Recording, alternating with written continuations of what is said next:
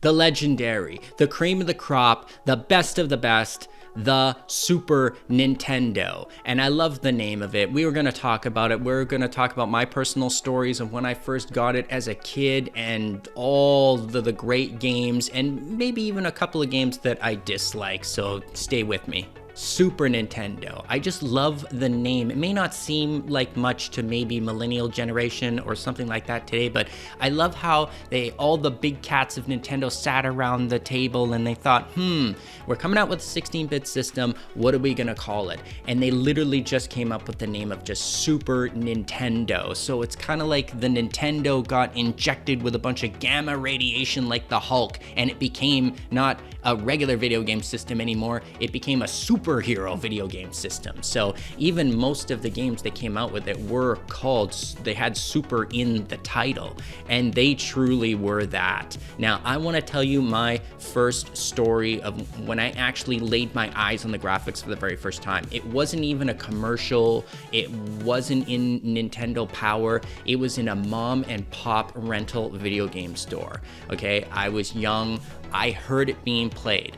I was scoping the game, seeing if I want to rent something, whatever, and I saw they had this little TV behind the counter, and either the person who worked there or the actual owner of the VCR rental store had his two younger kids, and they were even younger than me, playing the Super Nintendo behind the counter. So selfishly. It was right there, you know. Do you think they'd ever offer me a chance to play? No. Everyone else could only just sit on the other side of the counter and look in awe and drool with our jaws on the floor. And guess what game they were playing? Yes, they were playing Super Castlevania 4. I mean, you don't understand what that felt to me. I was looking at it. I was just dying to play it, dying. But it was like, you might as well have been in jail, and you're reaching through the bars to try and reach it, and you just can't obtain it. It was that unobtainable object. And they kept dying because they were little kids. They kept dying at the parts where I'm just looking at it and I go, I know how to pass that. They didn't know how to do the swinging parts right at the beginning of the game. And I'm like, I could pass that. I understand what Nintendo's trying to do. You gotta rock the controller and hold the button down, and you have to let go at the perfect time. I don't know, all this stuff was going through my head, and they had the volume up. I could hear the music. I was just absolutely enchanted by the whole thing. I knew I had to get one at that point. I knew I was going to get one, but after seeing that, I was like, you have no idea, because when you look at video game systems today, if you look at PlayStation 4 and PlayStation 5 or all the Xboxes that have come out, there's not really a big difference. I'm being 100% honest with you. There's not a huge difference between any of them. But dear God, the difference between 8-bit systems and then Super Nintendo coming out. Even though Sega Genesis was out at the time, Super Nintendo was on a whole frickin' other level. So what I did was I actually sold my dirt bike at the time because I had outgrown it. I was a little bit too big for it. It was one of those little 50cc motorbikes I had as a kid. I got a lot of money for that. I got like $700 for that. And I had saved up a bunch of money gathering bottles and allowances and everything. I didn't spend any money. I saved it all. And then my parents were going to take us on this little vacation for all of us to Reno. They wanted to go to the casinos, and they picked a casino that was kid friendly. It was called Circus. We went there, and my parents already knew at the time that we were going, because I'm Canadian, we were going to America, and I wanted to buy a Super Nintendo there because it would have been less money at the time. And we went to a state that actually didn't even have any sales tax either, which was another bonus. I think it was Oregon. I don't remember. But a state that didn't have any sales tax. I got a really good deal on it, and I had money left over, and I got a Game Boy also. But the game that I got for it, the two games I got for it right away, because it came with Super Mario World, but I got Final Fantasy II, and I got, of course, Super Castlevania 4. Now, after the shopping was done and we went back to the casino, and this was a great casino, even for kids. They had a full 3-ring indoor circus. They had all these games that you could play, and it was a casino, so it wasn't like the games that you played down at those carnivals that are just rip-off games. You could actually win these ones, and they had good prizes. They had coffee mugs with the casino logo you could get. They had stuffed animals, and guess what? Everything there was cheap to play, because again, it was a casino. They're not making money off this. They're making money off your parents gambling, right?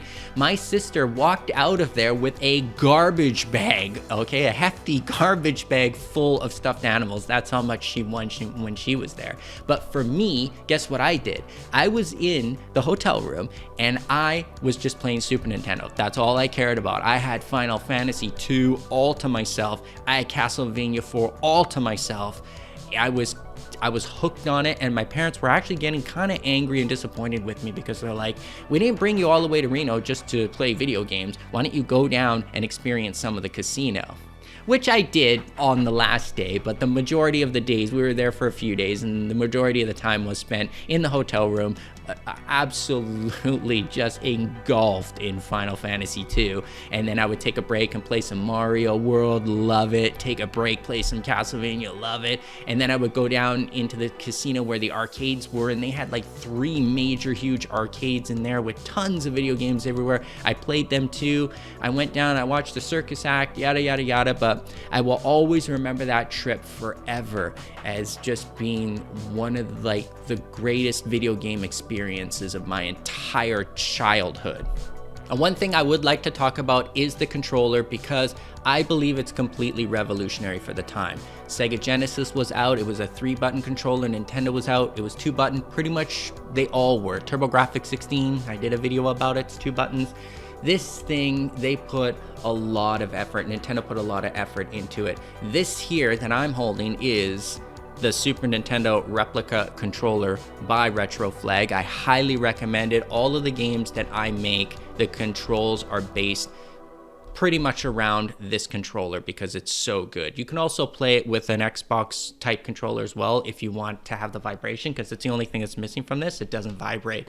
But all my games are based off of the button layout of this controller, and I highly recommend it because this is the best replica controller ever. It is identical in fit, in feel, in quality of the Super Nintendo controller. You can put it side by side up with it. It's amazing, an amazing price. Go get it. I don't earn any money from it at all. This is not a sponsored program. It's just this controller is the best. I think I own about 4 of them right now, and I love them. But they got the 4-button layout, okay, back to Super Nintendo. Never had that before. Love it. Love the position of it, how they're diagonally approached so that your thumb can kind of ride on both of them at the same time. Perfect for playing Mario, jumping and shooting games so you can push both buttons at the same time. And then, of course, it had the first L and R buttons that I ever felt in a video game system before. And I even had to get used to them because when you first picked up the Super Nintendo controller, you would forget that these were even there and that they even did anything. It actually took a long time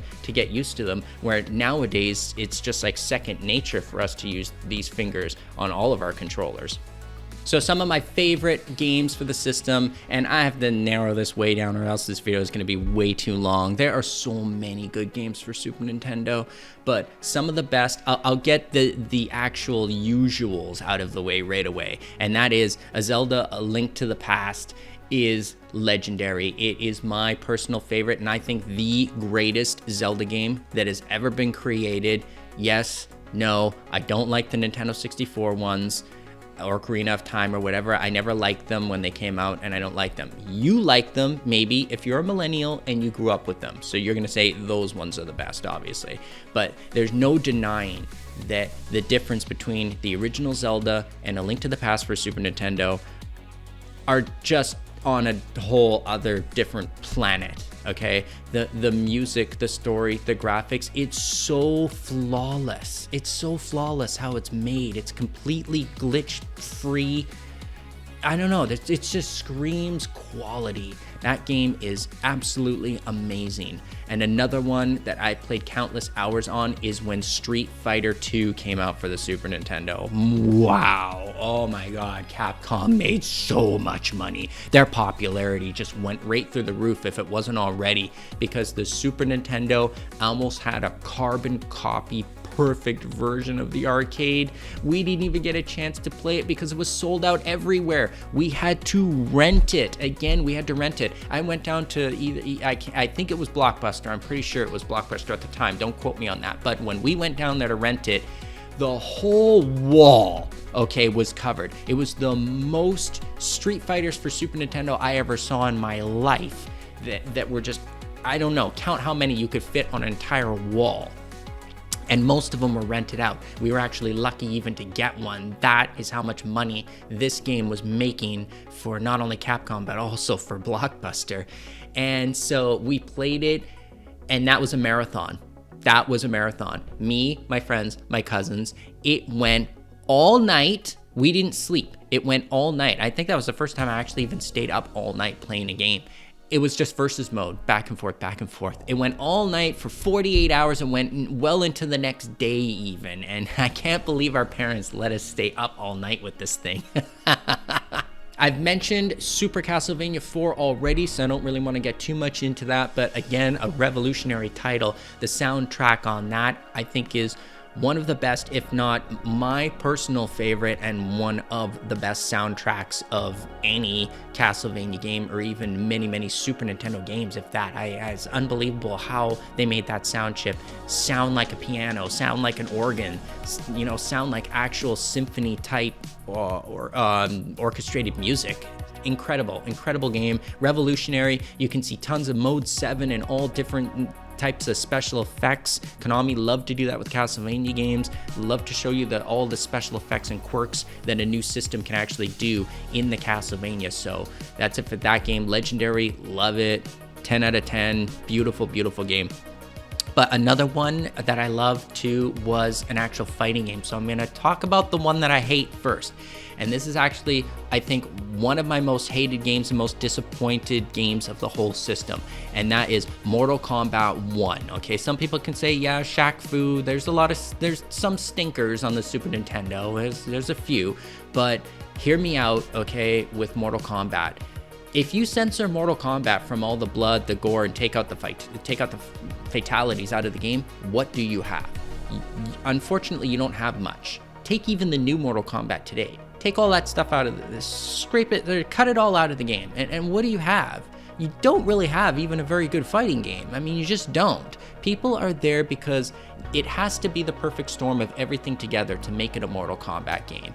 And it was the very first arcade game where you could tear a guy's heart out of his chest and rip his head right off. Like, you could kill your opponent after you defeated him. That had not been done before. It was just adding something extra to the game. So Nintendo, in its infinite wisdom, decided to take it all out. They took it all out. And it can never be changed. It's always flawed like that forever. And I started playing it and I'm like, this sucks. I'm sorry, guys, but this sucks. It's just dumb. Johnny Cage kicks the guy in the chest and kills him? It's cringe. It's super cringe. And even though the Sega Genesis one wasn't as good when it came to graphics, it had a code that could give you the blood and the fatalities at least. They didn't even put that in the Super Nintendo one. It's absolute trash, and I hate games that have been censored from the past. I just hate it. There's no excuse for it. So that brings me on to the next game where Nintendo completely redeemed itself entirely. And that is with Mortal Kombat 2. One of my favorite arcade games of all time. One of the greatest sequels of all time, next to probably Aliens, Terminator 2, or The Empire Strikes Back. They took everything that was great about the original and they just amplified it. Mortal Kombat 2 is absolutely amazing. It truly is. I didn't like part 3. I didn't like the running and the combo. I also didn't like how it operated with the difficulty setting. Part 2 is the pinnacle of Mortal Kombat, and the Super Nintendo version of it was virtually perfect. It was almost arcade identical, and they had all the blood, they had all the fatalities, they had the guts, the gore, and you didn't have to put in no stupid code to have it either. The very first time that I played it was at a place we have here called Playland, or the P&E, and they had a huge Nintendo, it wasn't a booth, it was like a Nintendo high top or big top, whatever you want to call it, a circus thing. And you went inside of it and there were just Super Nintendos everywhere, and they had these great big screens, huge screens on the wall, projector style, and it was Mortal Kombat 2 everywhere. And yeah, that's when I played it for the first time, and I was like, this is amazing. One of the best games, one of the best arcade transitions over to the Super Nintendo, and one of the best games ever because Nintendo completely redeemed itself. And then, of course, you have the typical legendary titles, and I'm not going to talk too much about because this video is already going on for way too long. But come on, it's Super Nintendo. So I'm trying to get through it as quickly as I can. But of course, you got Metroid, Chrono Trigger. The list goes on and on and on of so many legendary games. So we're reaching the end of this video. Thank you very much if you stayed this long to listen to my personal stories about the most legendary video game system of all time. That is a scientific fact. There's not too many quirks about the system. I love how Nintendo made it rock solid. The original one was so glitchy. There was no more blowing out cartridges. They just made it a simple top-down loader. The only quirky thing about it is that it had an eject button on it. And I mean, you could use it. Most of the time we didn't. We just pulled the cartridge right out of it anyway. But sometimes if you had the power on, I like how they had it when you had the power on with a switch, it would have a lock that would lock in the games. And then later on, they made it where it would lock in the games, but still, if you pulled hard enough on it, you could pull them out. See, I'll put a picture up here. There's a slight difference between the older Super Nintendo games and the newer ones. So I think that had to do with an actual safety system, so in case your power button actually got jammed, you could still actually pull the game out if you pulled hard enough on it. So if you did like my personal stories with the Super Nintendo, click the thumbs up button. I really do appreciate that. And if you want to see more of this content, then you can click the subscribe bubble right over here. And if you click over here, you can watch me talk about another retro system and build a dollhouse.